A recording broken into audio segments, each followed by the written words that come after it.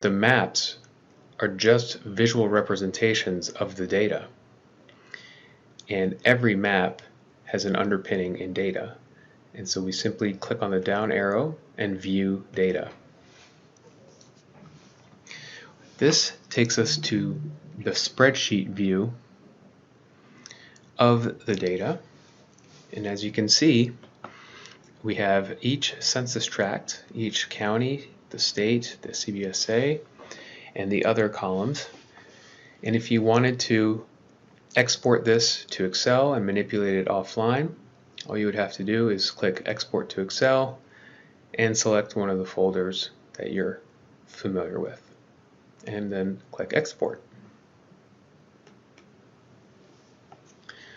To go back to the map, simply press on the map button.